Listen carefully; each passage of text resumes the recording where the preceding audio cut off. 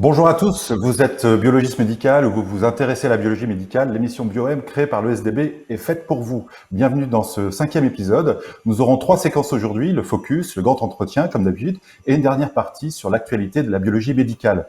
C'est tout d'abord le professeur Thierry Hannedouche, nephrologue au CHU de Strasbourg, qui nous parlera d'insuffisance rénale chronique et du Kidney Failure Risk Equation, KFRE, soit le score du risque rénal. Bonjour professeur. Bonjour. Suivra ensuite le grand entretien avec Olivier Clatz, le tout nouveau directeur du programme du Ségur numérique, jusqu'ici en charge du grand défi intelligence artificielle et santé auprès du Premier ministre. Vous venez de prendre la tête du très ambitieux programme de bascule numérique de notre système de santé qui fait suite aux décisions du Ségur de la santé de juillet dernier, juillet 2020. Programme dans lequel les biologistes médicaux tiennent une place de choix. Vous en discuterez avec le docteur François Blanchecotte, y compris sur l'aspect financier de l'affaire. Bonjour Olivier Clatz. Bonjour. Enfin, le docteur Blanchecotte vous ferez un point sur les dernières actualités de la biologie médicale privée, dont celle concernant le feu vert pour le séquençage des tests Covid positifs par des plateformes privées, une réelle victoire pour le secteur. Bonjour François Blanchecotte. Bonjour. Outre l'actualité de la biologie, vous mènerez également le grand entretien et puis vous n'hésiterez pas à intervenir en fin de présentation du professeur Hannedouche pour des questions. Je vous propose de passer tout de suite au focus.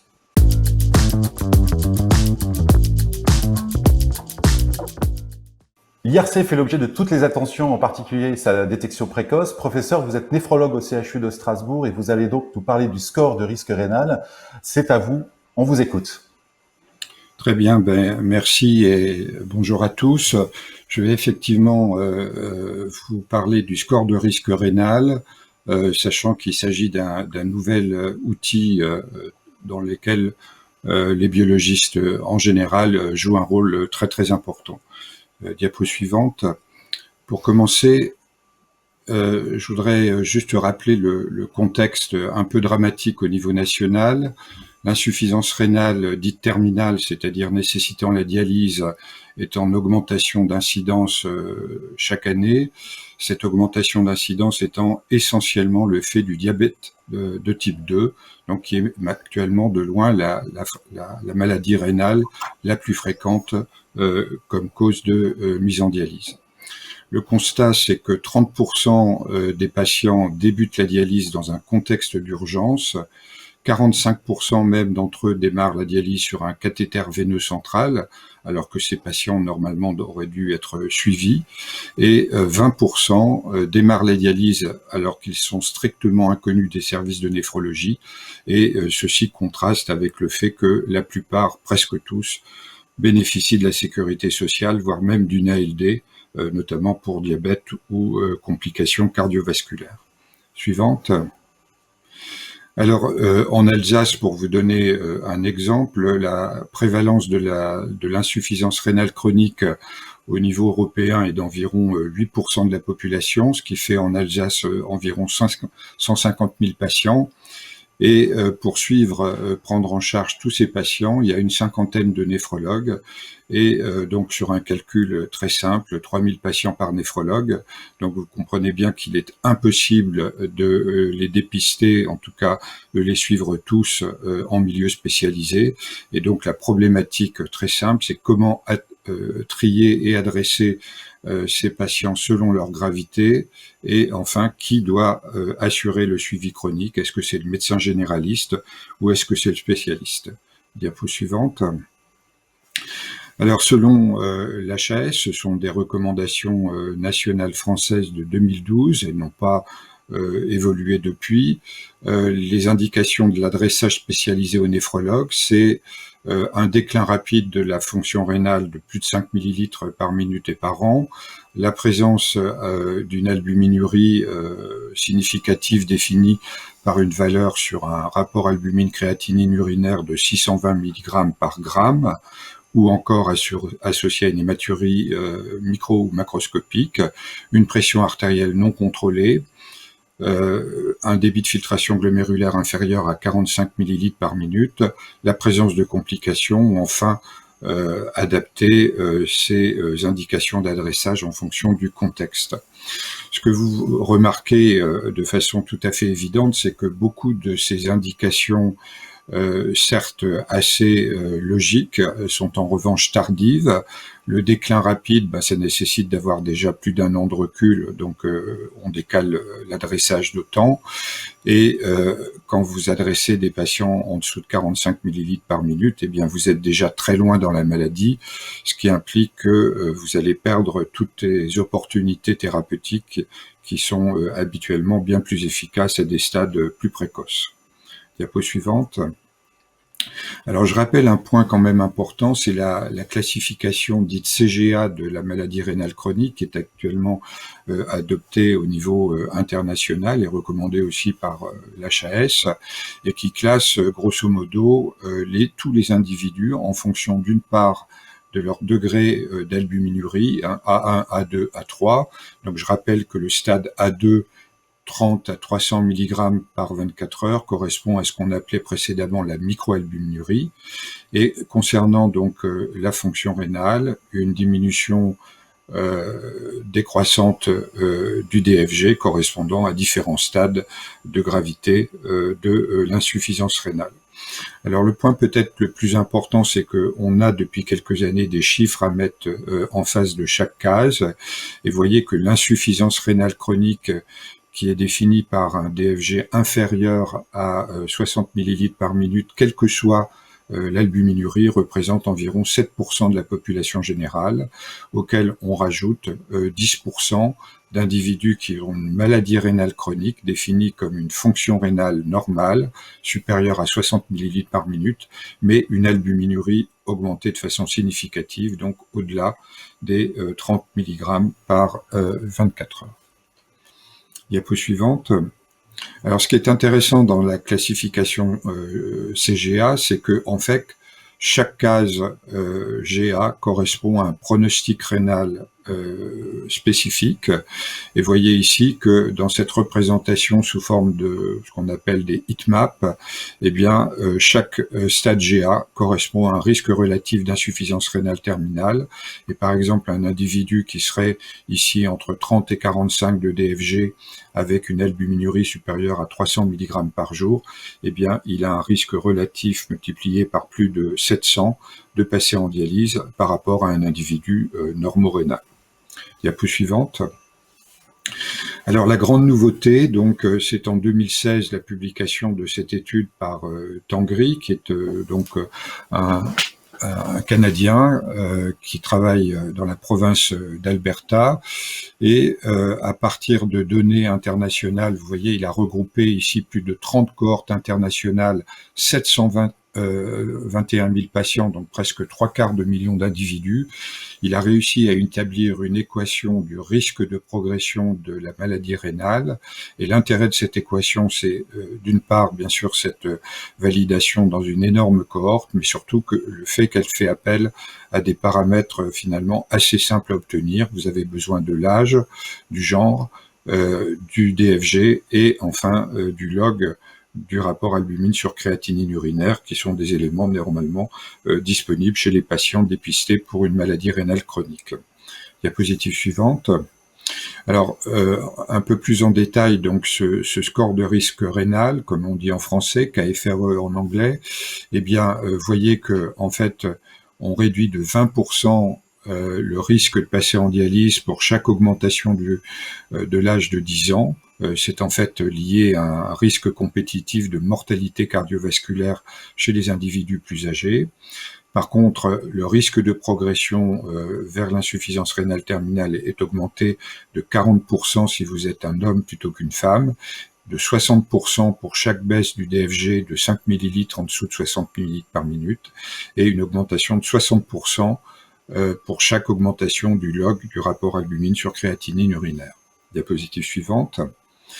Alors la première question qu'on se pose quand on voit ces chiffres, c'est presque trop beau pour y croire, et la première interrogation, c'est de savoir si cette équation est aussi valide en France. Alors heureusement, il y avait dans l'équation de validation une cohorte parisienne assez importante, et vous voyez que dans cette cohorte, le risque prédit à 2 ans sur votre gauche ou à 5 ans sur votre droite, par rapport au risque observé, eh bien, il s'aligne remarquablement. La ligne d'identité, c'est la ligne grise ici, et vous voyez que clairement, ce score de risque est utilisable dans une population française. Diapo suivante.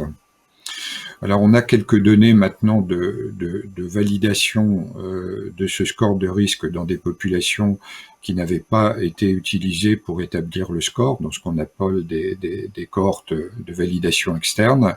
Et ici, c'est une étude qui a été réalisée en Grande-Bretagne, en soins primaires, donc vraiment en population générale, et dans tout un comté, Leicester, 630 000 patients. Et vous voyez que l'utilisation de ce score de risque a une excellente discrimination et permet à l'évidence de classer très très bien tous les individus, en tout cas de les stratifier en fonction de leur risque de progression vers la dialyse. Diapo suivante. Une autre étude britannique, les Anglais se sont beaucoup intéressés et emparés du sujet, et cette étude qui est de moindre importance, mais a surtout l'intérêt d'attirer l'attention sur le fait que quand on regarde l'utilisation du score de risque en fonction de la néphropathie sous-jacente, eh bien, en fait, cette étude valide que la néphropathie diabétique, les glomérulonéphrite et d'une façon plus générale les néphropathies hypertensives, donc en gros, de loin les plus fréquentes causes d'insuffisance rénale terminale, sont bien classées dans ce contexte et montre aussi une utilité du score de risque chez des patients avec une insuffisance rénale déjà plus avancée au moment du diagnostic. Diapositive suivante. Alors Tangri et son équipe au Canada sont allés même un peu plus loin. Ils sont partis du principe que le score de risque était déjà utilisable tant que tel et pouvait en fait remplacer les seuils d'alerte basés traditionnellement sur un débit de filtration glomérulaire. Et dans son expérience, dans un papier un peu général, il nous explique que, en fait, grâce à l'utilisation et au triage des patients sur la base du score de risque, il a pu réduire le nombre de premières consultations de 35% dans son centre, réduire le temps d'attente de 90%. Je rappelle qu'actuellement, dans la plupart des services de néphrologie, les délais d'attente pour une première consultation sont de l'ordre de 3 à 6 mois, ce qui est trop, beaucoup trop. Et sans les chiffrer, il mentionne également une réduction des démarrages en urgence, qui est évidemment une amélioration de la qualité des soins. Diapo suivante. Alors, dans le cadre d'une expérimentation en région Alsace, nous avons mis en place, avec l'aide de tous les laboratoires de biologie, qu'ils soient publics ou privés de la région, un rendu post-analytique des résultats biologiques incluant le score de risque rénal, celui-ci étant calculé à la suite de discussions une fois par an chez tous les patients concernés. Et non seulement le score de risque est mentionné sur le rendu biologique, mais de plus figurent les indications d'adressage, je vous montrerai. Et donc, dans notre première proposition, nous avions indiqué que cet adressage serait souhaitable pour un score de risque dépassant 5% à 5 ans et indispensable ou nécessaire dès lors qu'il dépasse 15% à 5 ans. Diapositive suivante. Voilà. Alors, le score de risque rénal donc a quelques limites qu'il faut quand même connaître. La première, c'est que il n'est valable que chez des patients avec une insuffisance rénale, donc un DFG en dessous de 60. Il n'a pas été ni développé ni validé pour des valeurs de fonction rénale plus importantes. Il y a aussi une limite concernant l'âge, puisque tous les patients inclus dans la cohorte de validation étaient des patients adultes, donc il n'est pas validé en pédiatrie, mais comme vous le savez probablement, il y a très peu d'enfants qui arrivent en insuffisance rénale terminale, et je dirais que sur un mode plus opérationnel, le point point peut-être le plus difficile pour mettre en place ce score de risque en pratique quotidienne, c'est le fait que le rapport albumine sur créatinine urinaire est relativement rarement prescrit. Idéalement, il faudrait faire appel à un dosage immunologique de l'albuminurie. Alors, la nomenclature de 2019, comme vous le savez, permet aux biologistes, dans les cas où la prescription ne l'a pas mentionné, de rajouter, dès lors que l'albuminurie est mentionnée, de rajouter de sa propre initiative un dosage de créatinine urinaire qui permet donc du coup de calculer le RAC. Diapositive suivante. Alors, l'autre limite de cette albuminurie, c'est que beaucoup de demandes se font encore sous forme de protéinurie. Eh bien, comme cette problématique est assez répandue, Tangri et puis d'autres groupes depuis ont validé l'utilisation pour le calcul du score de la protéinurie, qui est donc utilisable sous réserve d'une formule de conversion. Donc, vous voyez sur la partie droite de la diapo la corrélation sur le même échantillon urinaire, le dosage du RAC versus du rapport protéine sur créatinine urinaire. Alors, vous voyez que pour les valeurs basses, la relation individuelle n'est pas très très bonne, mais s'améliore au fur et à mesure que le RAC augmente. Et déjà certaines études ont pu montrer que finalement, qu'on utilise l'un ou l'autre, ça n'avait pas d'impact très sensible sur le calcul du score de risque rénal, qui restait tout à fait valide et pertinent. Voilà donc un exemple de rendu biologique d'un laboratoire alsacien qui a mis en place donc ce score de risque. Et donc vous voyez le DFG qui est rendu correctement avec la technique de dosage de la créatinine, la technique, la formule utilisée. On parlait tout à l'heure des variations du DFG au fil du temps, donc ça c'est très très informatif pour le néphrologue et ça permet tout de suite de savoir si la baisse du DFG est chronique puisqu'on a déjà l'antériorité. Diapositive suivante. Et donc juste en dessous, vous voyez le rendu du score rénal à 5 ans. Chez ce patient ici, il est très faible, donc plutôt rassurant. Et en dessous de cette valeur, donc un avis spécialisé est souhaitable, comme je l'ai mentionné.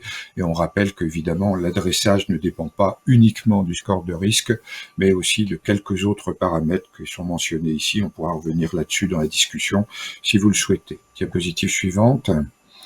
Alors, j'ai presque terminé, mais je voudrais simplement mentionner que les Britanniques, qui sont un peu plus en avance que nous, ont déjà étudié de façon assez exhaustive les possibilités d'implémenter dans la pratique quotidienne le calcul du score de risque. Donc, c'est pas encore fait, mais il y a déjà des documents qui circulent pour validation, et leurs propositions après plusieurs types d'études de sensibilité, c'est que un score de risque rénal plus de 5% à 5 ans, couplé à un rapport albumine sur créatinine urinaire de plus de 620 mg par 24 heures, est la meilleure combinaison apportant sensibilité, spécificité, avec le meilleur rapport coût-efficace. Vous savez que les Anglais sont très sensibles à cette donnée.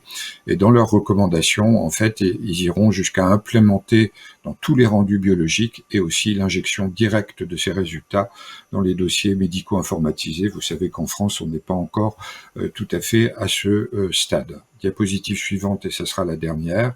Donc, pour terminer très simplement, on retiendra les indications d'adressage variable et tardif selon les critères HAS 2012, l'intérêt pronostique de cette classification GA et bien sûr l'intérêt du score de risque rénal qui est validé et utile, permettant donc de stratifier le risque évolutif des patients avec une maladie rénale chronique et d'améliorer la pertinence de l'adressage. Voilà, merci pour votre attention et je suis à votre disposition pour des questions éventuelles. Merci. Merci beaucoup, professeur. Docteur François Blanchecotte, je sais que vous travaillez aussi sur le sujet. Vous avez peut-être une ou deux questions au professeur Hannedouche? Je pense qu'il y a une question et puis une proposition. Une question, c'est toujours cette problématique d'obtenir des urines, vous le savez. Est-ce que vous êtes favorable à ce rapport sur échantillon puisque sur 24 heures, on a beaucoup de difficultés à l'obtenir, et d'autre part, d'avoir la possibilité peut-être d'introduire finalement dans la nomenclature ce calcul obligatoire. Alors ça veut dire qu'on laisse une liberté aux biologistes de pouvoir explorer l'albumine sur la créate pour que votre score puisse être validé de manière claire.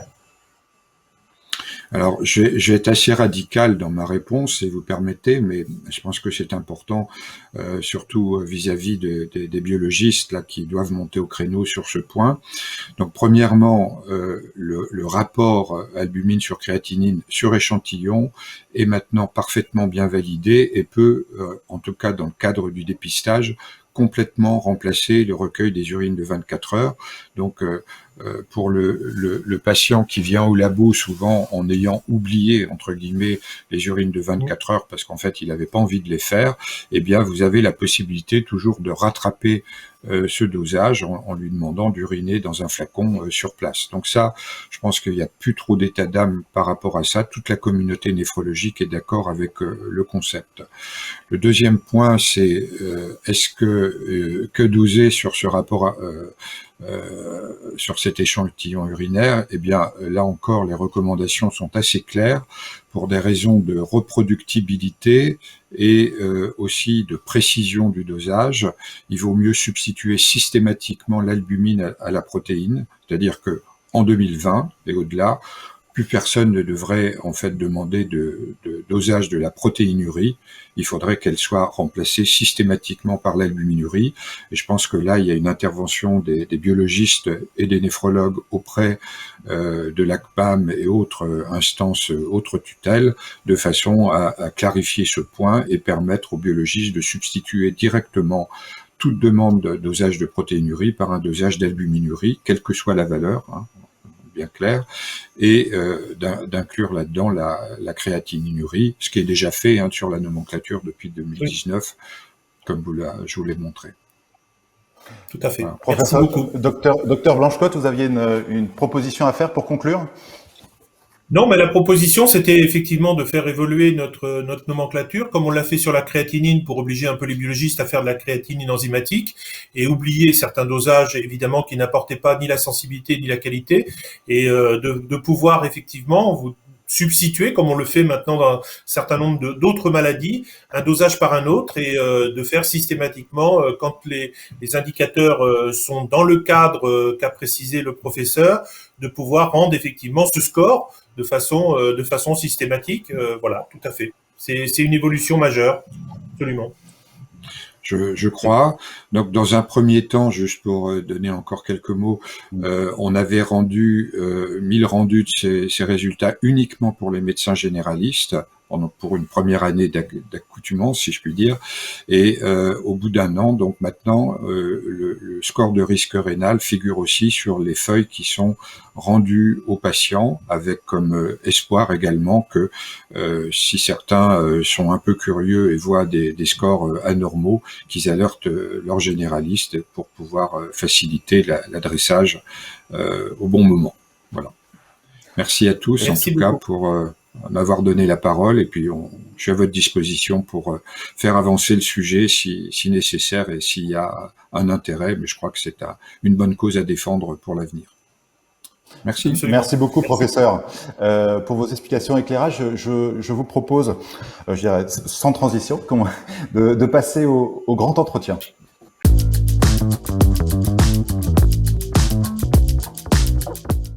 Le Ségur numérique est un très gros programme d'accélération de la bascule numérique du système de santé qui a été lancé dans la foulée du Ségur de la santé. Le chantier avance au pas de charge depuis plusieurs mois. Olivier Clatz, vous venez d'en prendre la tête. Comme vous le savez, le travail avec les biologistes médicaux fait partie des piliers du chantier. Nous sommes donc très heureux de vous accueillir pour ce grand entretien mené par le Dr François Blanchecotte, président du SDB. François, c'est à vous. Eh bien, bonjour Olivier. Merci d'abord de ta présence, ta disponibilité pour les biologistes. Faudrait que tu nous rappelles en quelques mots déjà un petit peu ce que c'est que le Ségur du numérique, comment ça est venu sur la table et finalement quel champ ça occupe aujourd'hui. Le Ségur, on s'en rappelle tous, c'était il y a un an quasiment, un tout petit peu moins, il y a 11 mois. des concertations qui ont été lancées par Nicole Notat, un petit peu carte blanche en fait, à l'écoute des professionnels, des patients, en disant où est-ce qu'il faut mettre un grand coup pour accélérer, où est-ce qu'on n'est vraiment pas bon, quoi. Et profitons de cette crise finalement pour sortir par le haut. Et donc sur le champ du numérique, il y a un courage politique, je dirais, d'aller mettre les moyens inouïs ou inédits, 2 milliards d'euros, ce qu'on n'a jamais mis sur ce secteur, avec une mission qui est très claire, qui est fluidifier et sécuriser les échanges de données entre professionnels et avec les patients. Donc ça, c'est vraiment c'est ma feuille de route, mais c'est derrière ça la volonté politique de maintenant rendre le parcours de soins numérique pour l'ensemble de nos citoyens et de nos patients. Tu sais bien que effectivement dans cette évolution, on avait longtemps promis un DMP aux patients. Tout le monde se l'est refilé un petit peu. L'assurance maladie l'a récupéré aujourd'hui. Est-ce que le DMP aujourd'hui, ça va être quand même un pilier du numérique en santé? Alors, c'est une bonne question. Nous, on s'est posé beaucoup de questions et on pense que le DMP, malgré tous ses défauts, il a le mérite d'exister et d'être un peu connu. Parfois en mal, mais au minimum, il est connu. Et donc, demain, je le dis pour tout le monde parce que tout le monde n'est peut-être pas au courant, on va ouvrir un DMP à travers Mon Espace Santé, qui est un espace en fait qui va récupérer le DMP. Donc le DMP, c'est un des composants de Mon Espace Santé. C'est en l'occurrence le coffre-fort des données de santé de la personne. Et dans cet espace santé, dont chacun va être doté, on va avoir également une messagerie et puis également un agenda de santé. Et donc tous les citoyens se verront proposer à partir du 1er janvier 2022 un espace santé. Et donc, tous ceux qui ne s'y opposeront pas en auront un. Et donc, nous, on se dit que, entre guillemets, l'échec, si on peut parler d'échec, en tout cas, le fait que ça n'ait pas bien pris le DMP jusqu'à maintenant, c'est aussi dû au fait qu'il y en avait très peu. Et donc, on s'est dit qu'il fallait inverser la tendance. Plutôt que les gens ils les ouvrent au compte-gouttes en le demandant, et puis qu'à chaque fois qu'un médecin souhaite accéder à un DMP, aujourd'hui, si on caricature, il a 9 chances sur 10 que le patient n'ait pas de DMP. Et puis en plus, derrière, s'il en a un, il a 9 chances sur 10 qu'il soit vide. Donc là, on se dit, voilà, il faut inverser la tendance. Il faut premièrement qu'il ait plutôt 9 chances sur 10 d'en avoir un. Donc on va en ouvrir un pour tout le monde, sauf ceux qui s'y opposent. Et puis derrière, c'est tout l'objet de ce qu'on met en œuvre dans le Ségur, c'est d'essayer d'avoir des alimentations automatiques et puis d'engager le patient aussi beaucoup plus dans l'alimentation de son DMP. Il y a la date du 1er juillet dans laquelle on nous dit partout il faut absolument ouvrir votre DMP jusqu'au 1er juillet. Qu'est-ce qui va se passer entre le 1er juillet et le 31 décembre alors? Alors, ce qui se passe, c'est qu'à partir du 1er juillet, on commence à ouvrir sous une forme expérimentale des espaces santé pour l'ensemble des patients de 3 régions pilotes, enfin 3 départements pilotes, pardon. Et donc, la fin de l'expérimentation, elle prend lieu à la fin de l'année, là, décembre de cette année. Et ensuite, à partir de janvier de l'année prochaine, on va les ouvrir automatiquement. Alors, ça prend un peu de temps, parce que même si c'est informatiquement quelques secondes, il y en a des millions à ouvrir. Donc, on va les ouvrir automatiquement entre janvier 2022 et avril 2022. Et avant cela, donc je pense que les courriers partiront vers octobre. On va informer l'ensemble de la population en fait que ces espaces santé vont être créés pour évidemment laisser le temps aux gens qui ne souhaitent pas en avoir un de refuser en fait cet espace santé. D'accord. Comme la biologie a été est sollicitée en tout cas aujourd'hui pour évoluer fortement sur le numérique. Quel est votre les choix qui vont présider à cette volonté de s'appuyer sur des données de radiologie et des données de biologie en premier? Alors, nous, si tu veux, on a vraiment pris la mission à la lettre, cet échange fluide et sécurisé des données de santé. Et donc, basiquement, on est allé regarder quelles étaient les professions qui, en termes de production de données, je dirais en productivité, si tu regardes le nombre de documents qui sont produits par professionnels de santé, les 2 premiers, c'est biologie et radiologie. La biologie devant, d'ailleurs, qui produit un petit peu moins de 2 fois plus que la radiologie, et puis la radiologie. Et en plus de ça, ce sont des données qui sont, je dirais, objectivables, puisque c'est des données qui sortent d'analyse, que ce soit d'analyse biologique ou d'examen de radiologie. Et donc, on s'est dit qu'il fallait mettre la priorité là-dessus, puisque en fait, ça rentre pleinement dans notre mission d'accélérer ces échanges de données. Par ailleurs, ce sont des données clés dans le parcours de soins. On le sait tous, dès qu'on est malade, on va faire un tour au labo de bio et un tour chez le radiologue ou l'inverse, mais grosso modo, on a souvent le passage chez les deux.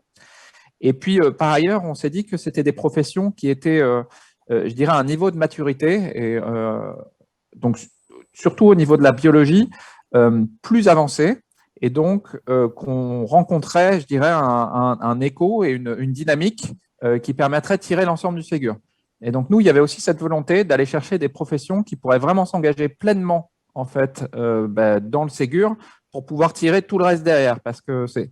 Grosso modo, on a affaire à quelques milliers de professionnels de santé, quand derrière, quand on doit tracter les médecins, les infirmiers, les pharmaciens, on est en dizaines de milliers, voire centaines de milliers. Donc, c'est hyper important pour nous de créer cette dynamique à travers des professions, si tu veux, un petit peu éclaireurs, quoi.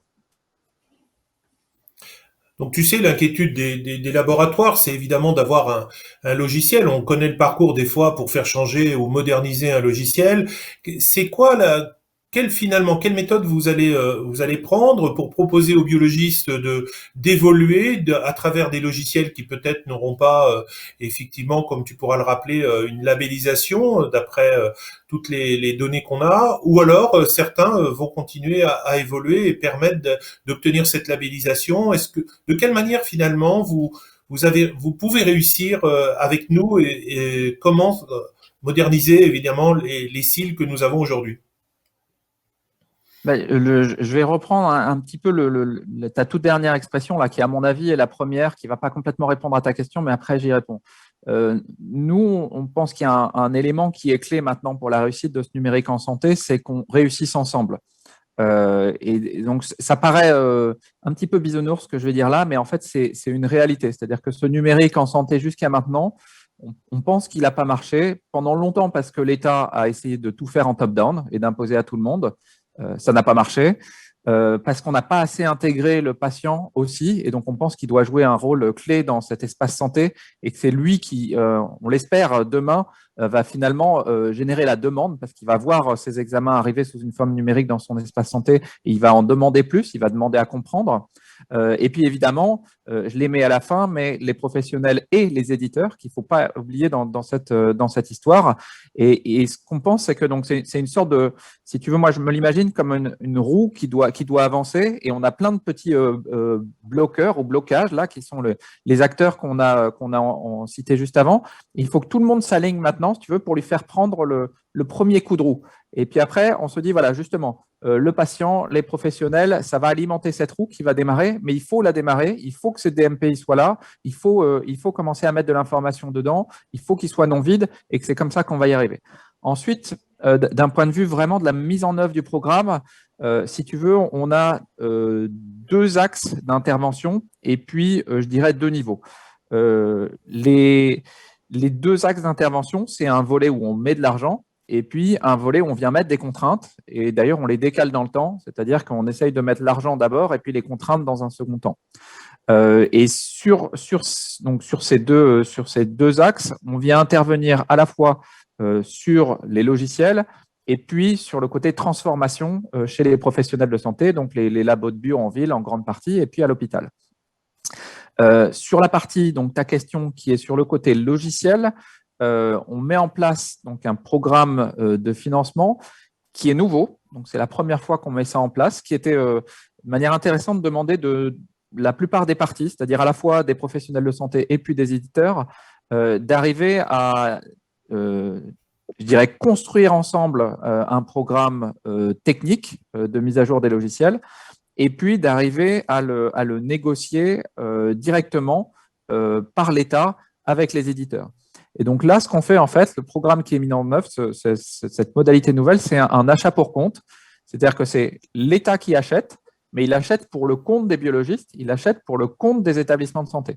Donc c'est ça qui est important, qu'on n'avait jamais mis en œuvre, en tout cas dans le monde de la santé, et que là, on va essayer de mettre en œuvre.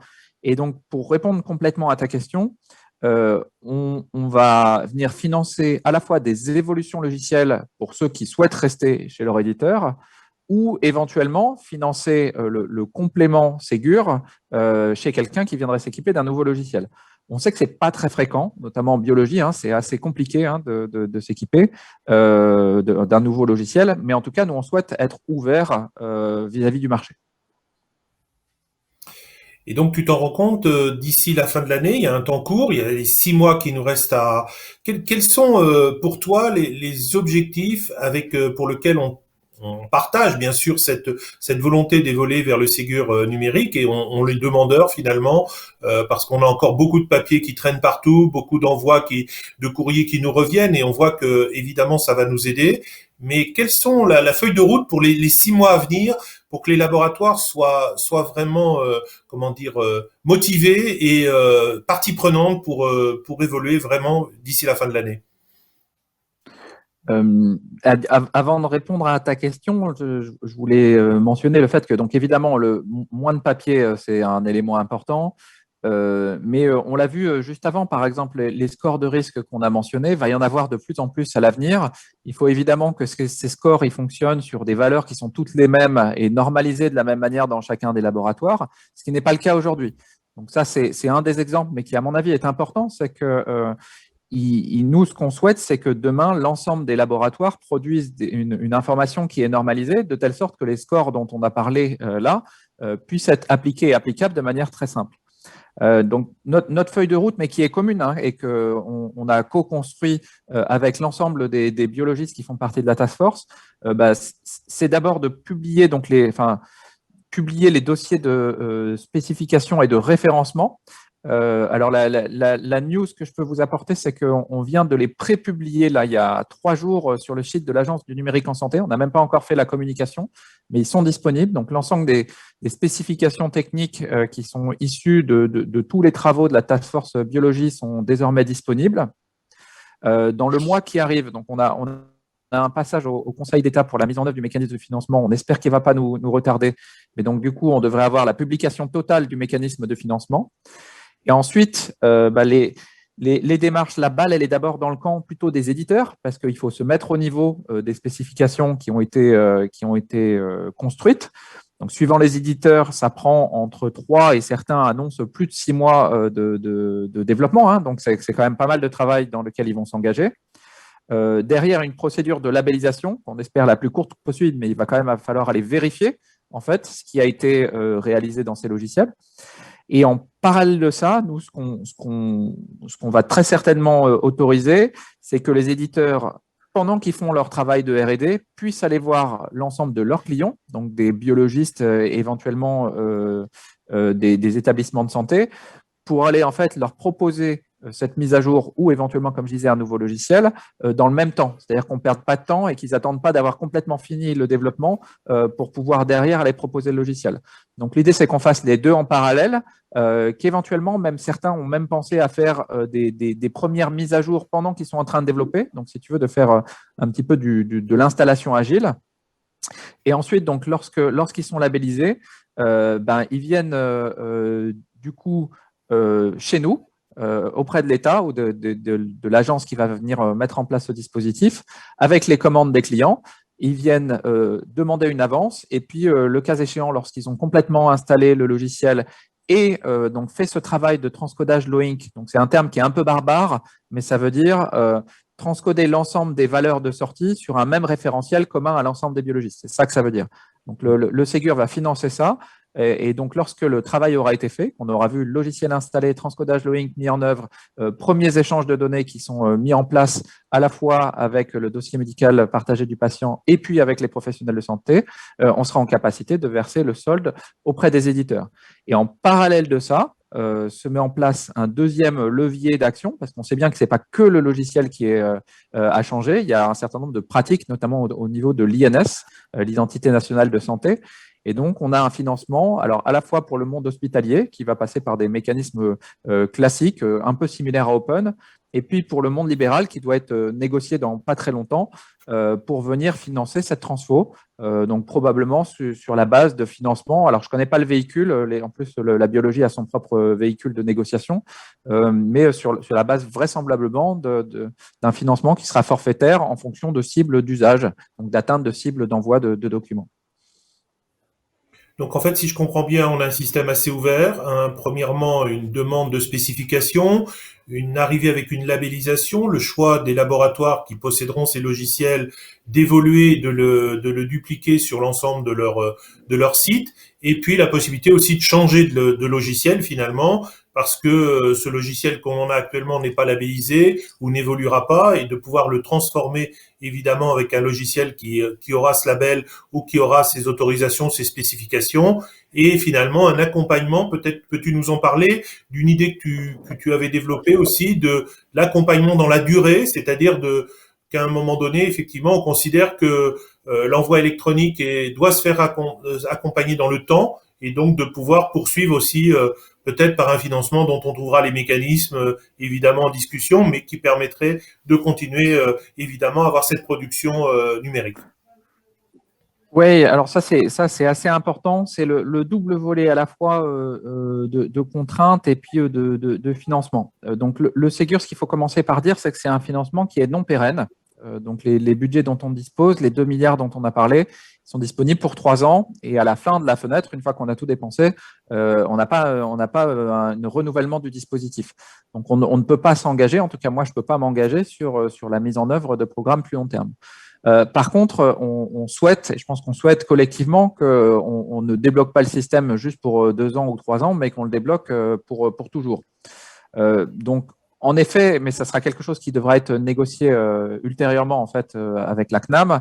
C'est ce à quoi on réfléchit, c'est la mise en œuvre éventuellement d'un incitatif pérenne à l'usage ou à l'alimentation du parcours de soins numérique dans les volets conventionnels existants. Donc ça, c'est une négociation future.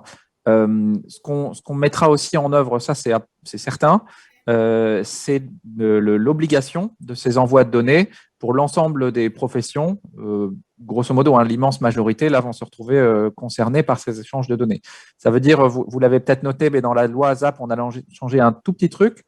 Jusqu'à maintenant, le professionnel de santé était responsable de choisir les données qui devaient être échangées dans le parcours de soins. Et on voyait que ça marchait pas bien. Dans le concret, il y avait peu de données qui étaient échangées. Là, ce qu'on a changé, c'est que le professionnel maintenant doit mettre en œuvre ces échanges numériques sur la base d'une liste qui est publiée par l'État. Et donc, c'est à l'État de définir demain quelles sont les données qui doivent obligatoirement circuler sous une forme numérique dans le parcours de soins. Donc, ça paraît un peu bête, mais on rajoute ces obligations parce qu'elles nous semblent nécessaires pour enclencher ce phénomène un peu plus long terme. Et par ailleurs, il y a un dernier enjeu en termes d'obligations réglementaires qui portera sur les éditeurs, puisqu'on est en train de réfléchir à la temporalité, mais à rendre opposable l'ensemble des référentiels qui ont été co-construits en fait avec les biologistes. D'accord, très bien. Écoute, je te remercie. Vraiment, pour ces précisions, je pense que c'est nécessaire aujourd'hui, et puis je pense qu'on communiquera, comme tu l'as dit, en lien avec toi, avec tous tes services, pour évidemment mettre les biologistes au courant le plus rapidement possible, et en tout cas peut-être ouvrir une foire aux questions. Je sais pas. Est-ce que tu envisages aussi d'avoir peut-être, si des questions sont posées, itératives, d'avoir ce genre d'outils ou pas? Est-ce que ça te paraît jouable ou non? Absolument, absolument. C'est l'Agence de numérique en santé qui va vraiment être le bras armé du déploiement d'une majorité de ces outils-là.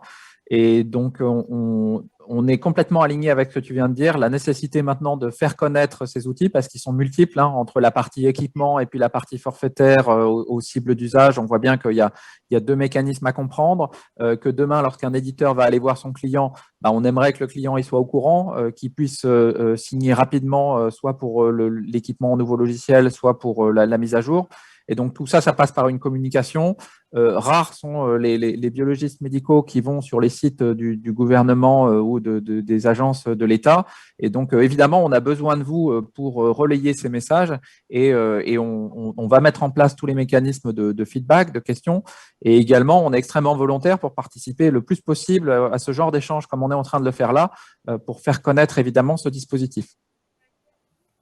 Merci beaucoup Olivier, merci pour ta disponibilité, et puis je pense qu'on va bientôt se revoir sur des sujets qui sont tout à fait communs avec toi.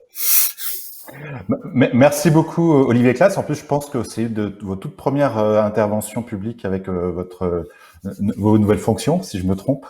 Tout à C'est fait. très très récent.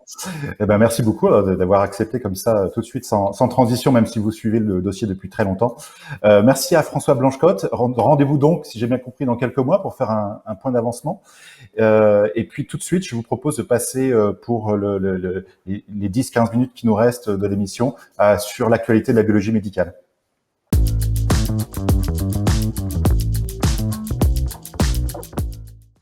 François Blanchecotte, l'actualité de la biologie médicale a été rythmée pendant de nombreux mois par la pandémie et ce n'est pas terminé.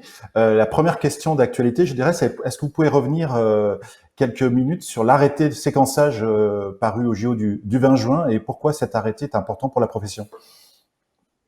Il est important pour notre secteur privé que nous soyons associés évidemment au séquençage en France. Je pense que ça fait partie des domaines d'évolution technique qui sont absolument nécessaires et qui devaient être envisagés absolument avec la collaboration du public et du privé. Donc je remercie effectivement le gouvernement d'avoir publié cet arrêté. Nous avons au JO, nous avons aussi 2 étapes supplémentaires à attendre. L'étape de normalisation dans la facturation qui est en cours. Donc le texte va sortir très rapidement. Il y a eu un accord sur les prix et donc la possibilité de facturer cet examen. Et d'autre part, le développement de ce séquençage à la demande des ARS aussi, ce qu'on appelle le séquençage interventionnel qui va permettre aussi de dépister des clusters. Je crois qu'à l'aube où on commence à libérer les Français, à enlever le masque à l'extérieur, voire à l'intérieur dans des conditions, on sera très attentif à l'apparition évidemment de mutations nouvelles. Et le seul moyen majeur qu'on avait déjà souligné il y a plusieurs semaines, c'est de séquencer systématiquement toutes les souches positives, ce que nous ne pouvons pas encore faire aujourd'hui puisque on est limité à des souches positives ayant les 3 principales mutations qui ont été demandées dans le criblage. Mais je pense que il va être très important de surveiller en tout cas tout nouveau virus qui arrive sur le territoire. Et je pense que le privé peut apporter sa contribution à ce diagnostic et à l'efficience pour permettre de protéger les Français le plus possible.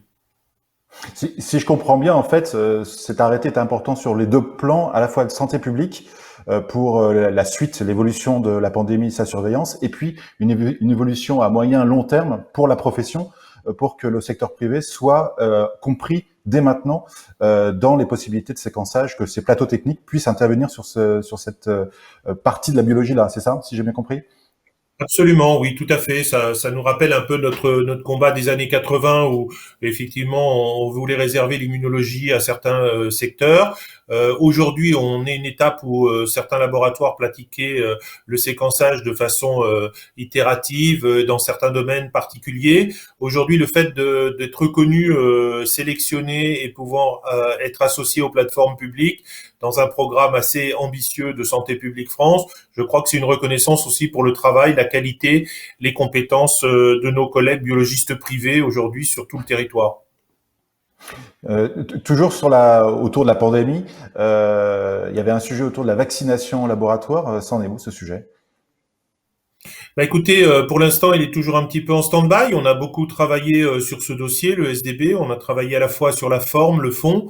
Je crois qu'aujourd'hui, on prend conscience que les Français ne veulent plus se faire vacciner, ou en tout cas sont moins présents lors des vaccinations. Je crois que comme pour tout un chacun, on est des professionnels de santé avec nos collègues infirmières, techniciens. On voit 500 000 patients par jour. Je crois qu'aujourd'hui, il est nécessaire que nous rentrions dans la boucle pour convaincre les Français qui ont eu la Covid, pour convaincre ceux qui ont des anticorps de pouvoir être vaccinés aussi en même temps dans le laboratoire. C'est un élément important pour la profession, à la fois dans la reconnaissance de ses compétences aussi pour tous nos personnels, mais aussi pour donner un coup de main assez vigoureux, assez fort, pour relancer cette vaccination qui semble un petit peu à la peine. Et on voit qu'aujourd'hui, à l'aube de cette libération, même si tous les indicateurs sont au vert, on peut se poser la question quand même de vacciner plus et à plus grande échelle. Et d'aujourd'hui, on s'adresse évidemment aux 5 millions de Français qui ont eu ce diagnostic de PCR positive. On s'adresse peut-être aux presque 10 ou 12 millions de Français qui ont pu être en contact avec la virus. Donc, c'est très important que les biologistes participent. Je pense que c'est une aide absolument nécessaire. Il faut qu'on puisse contacter nos patients, leur écrire, leur envoyer un mail ou un SMS, leur dire qu'ils peuvent venir, qu'ils doivent se faire vacciner. Bien sûr, c'est pas uniquement dans les laboratoires, ils vont aller aussi dans les centres de vaccination, mais je pense que c'est important de relancer la machine aujourd'hui où l'été arrive et tout le monde va avoir un petit peu de relâchement parce que on en a effectivement marre de cette pandémie et que aujourd'hui on a soif de pouvoir sortir dehors. Mais encore là, il faut sensibiliser les gens particulièrement à se protéger et c'est pour ça que on a souhaité continuer ce dossier, le pousser. On attend les textes, a priori ça devrait sortir, mais c'est vrai que ça demande un peu de temps aujourd'hui.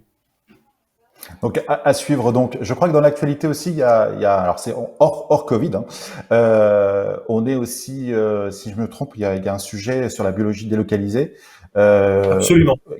Oui. Et du coup, Alors, quelle est votre position là sur ce sujet qui est vraiment important pour l'avenir? le 13 août 2014, il y avait une autorisation de pratiquer des examens hors des murs du laboratoire. Cet arrêté définissait les lieux, les personnes et puis les analyses que nous pouvions réaliser à ce moment-là.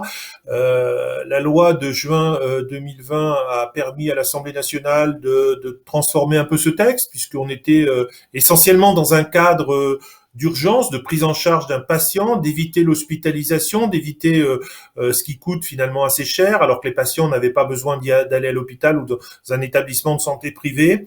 Et donc, ça avait un vrai sens. Aujourd'hui, le législateur a transformé le texte qui est dit en fonction de l'état de santé du patient. Le législateur, en plus, a prévu un arrêté, donc on va abroger l'arrêté du 13 août 2014 et en promulguer un nouveau. Et là, on est en discussion assez forte avec la DGOS qui veut étendre, évidemment, en beaucoup de lieux. Alors, les lieux, étendre au personnel de la phase préanalytique, on peut le concevoir, que ce soit des sages-femmes, des infirmières, des médecins qui prélèvent déjà pour nous avec une convention, les techniciens de laboratoire, bien sûr, les radiologues ou les manipulateurs radio, et puis, donc ça, c'est étendre à des personnes. Cette phase préanalytique, pour nous, est essentielle. On sait que c'est 70% des erreurs de l'accréditation qui sont basées sur cette phase. Donc, ça veut dire qu'il faut avoir une habilitation des personnels, un contrôle, une formation continue, avoir cette traçabilité nécessaire. Et ça, c'est déjà des problèmes majeurs. Par contre, ce qui nous ennuie, c'est les lieux, puisque on va multiplier les lieux. On va aller des cabinets médicaux, évidemment, aux cabinets d'infirmières. On va aller toute cette phase analytique. Finalement de l'examen de biologie qui serait donc accrédité sous la norme 22-870 va être étendu à beaucoup de domaines. Même si la liste aujourd'hui est en discussion, est assez restreinte finalement, on voit pas trop l'opportunité d'étendre partout systématiquement toutes ces petites machines, en sachant qu'en plus il y a un écueil majeur, c'est évidemment la concurrence qui n'existe pas dans le public mais qui existe dans le privé, et d'autre part le financement de ces actes qui, bien sûr, devra être dans le cadre de l'accord triannuel, qui est déjà un accord extrêmement verrouillé, très restreint, dans lequel on a prévu une augmentation de plus 0,6% en 2022. Et on voit bien que là, aujourd'hui, c'est quelque chose qui nous pose une réelle difficulté. La réflexion du Bureau national a été très claire. On a écrit un document à la DGOS. On a encore participé à une réunion technique de débroussaillage un peu de cet arrêté. Et on voit que sur le fond, pour l'instant, on n'est pas d'accord. En tout cas, pour étendre à tout lieu, à toute personne, toutes sortes d'examens, dans n'importe quelles conditions. Je pense que ça va créer, pour moi, et le mot est pas trop fort, un séisme dans la profession, comme l'a créé un peu l'accréditation qu'on avait votée en 2009-2010, qui avait évidemment transformé de façon très importante la structuration des laboratoires. Là, on pense que ça va faire la même chose et que c'est moi, je vois pas aujourd'hui le but recherché, en tout cas les objectifs, et vraiment, si ce n'est pour répondre à cette notion d'urgence que nous avions au départ, de déprogrammer un patient qui n'a pas besoin d'être hospitalisé, et on peut le comprendre. Maintenant, de faire ça à tout patient qui vient dans un cabinet sous prétexte que on a ces appareils à disposition, ça me paraît quelque chose qui est assez dramatique pour notre profession. Mais surtout que, est-ce qu'on a une évaluation du réel besoin qu'il y a d'étendre autant de machines partout? Pourquoi actuellement il y a des trous dans la raquette? Qu'est-ce qui se passe? On s'interroge pourquoi mettre en place un tel bouleversement? pour quels besoins en fait? Les besoins, on les avait identifiés un petit peu au départ. On comprend que les maisons d'urgence qui vont se créer sur le territoire sont là pour trier les patients, et donc c'est nécessaire effectivement d'avoir ces éléments. On peut comprendre que la nuit aussi, dans les urgences, dans un certain nombre de cas, on ait besoin de faire le tri des patients et autant s'aider effectivement de l'examen de biologie. On peut comprendre aussi que dans certains endroits géographiques, au travers du paysage, des montagnes et tout, certains cabinets, certaines maisons de santé sont très éloignés des laboratoires, et que il n'y a pas toujours la possibilité d'avoir un biologiste, d'avoir un domicile, une infirmière qui vient et d'avoir un rendu de résultat très rapidement. Donc dans tous ces cas-là, il y a des explications majeures.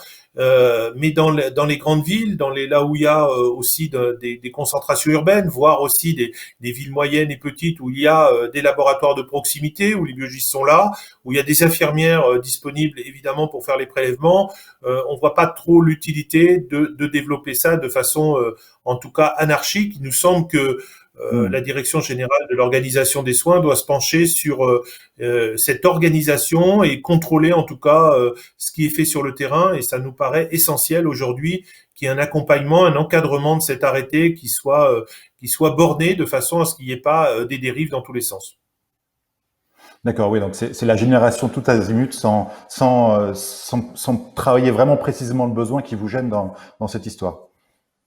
Tout à fait. Effectivement, c'est l'adéquation des besoins, de la mise en œuvre, et puis surtout ce que nous avons comme préoccupation au-delà de notre métier, de la qualité des résultats que nous rendons, dont nous avons l'obligation de moyens, je vous le rappelle, et de résultats. Nous devons mettre des moyens, avoir un résultat fiable. C'est aussi pour nous un problème de santé publique. Il est clair qu'aujourd'hui, le patient est au centre du jeu. Là où les endroits sont nécessaires pour que le patient soit le mieux pris en charge le plus rapidement possible, c'est évidemment quelque chose que nous acceptons. Par contre, dans des endroits où il y a beaucoup de laboratoires, beaucoup de concurrence, une ouverture, une permanence des soins 24/24, certains laboratoires sont de garde de nuit, sont de garde de week-end, donc ils ont la possibilité aussi de prendre en charge des patients de façon très rapide. Eh bien, je trouve que là, ça n'a pas nécessité absolue d'ouvrir ce genre de biologie hors les murs. D'accord. La discussion elle est prévue pour se poursuivre là dans les quelques jours et semaines qui arrivent. C'est à quelle échéance la sortie de cet arrêté normalement?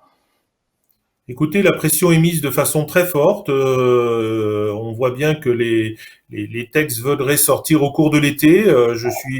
J'appelle à la plus grande concertation des biologistes, même si nous avons différence entre le public et le privé sur ce point. Je pense qu'il y a peut-être une vue différente des appareils de biologie délocalisés dans des établissements hors le mur du laboratoire, mais tout ça au sein d'un hôpital, au sein d'une structure d'établissement de santé, ce que nous avons aussi dans nos cliniques. Par contre, d'avoir la même obligation ou les mêmes possibilités sur le terrain, en ambulatoire, en soins de ville et tout, me paraît extrêmement délicat, et en tout cas ne pas prendre cette décision dans une précipitation parce qu'il faut sortir le texte cet été. D'accord, merci beaucoup. On a encore une ou deux minutes si besoin. Est-ce qu'il y a encore un sujet d'actualité que vous voulez aborder? Non, il nous reste à faire quand même une évolution de l'arrêté sur la sérologie. On voit qu'aujourd'hui, dans les vaccinodromes, les sérologies sont pratiquées avec des tests rapides. Je pense que beaucoup de Français aussi ont ce sujet d'inquiétude. Ils viennent se faire des sérologies dans nos laboratoires. L'arrêté n'est pas clair dans la prise en charge, en tout cas, pour savoir si on a eu ou non la Covid, si on a des anticorps protecteurs et si on a des anticorps suite à une vaccination. Donc je pense que c'est un dernier sujet à éclaircir avant l'été pour avoir l'ensemble des textes qui nous permettent de prendre en charge correctement les Français. Écoutez, merci beaucoup François Blanchecotte. Bioem épisode 5, c'est terminé. Merci beaucoup à nos invités. Merci à vous tous de nous avoir suivis. Si cela vous a plu, n'hésitez pas à le dire et à mettre un pouce bleu à cette vidéo. Merci à notre partenaire Bayer pour cette émission, pour son soutien. Un dernier mot pour vous rappeler que vous pouvez voir et revoir l'émission en replay sur la chaîne YouTube dès maintenant. Pensez à vous abonner et à actionner la cloche pour recevoir une notification lors de la mise en ligne d'une prochaine vidéo. Au revoir à tous et à très bientôt pour une nouvelle émission Bioem. Merci, au revoir.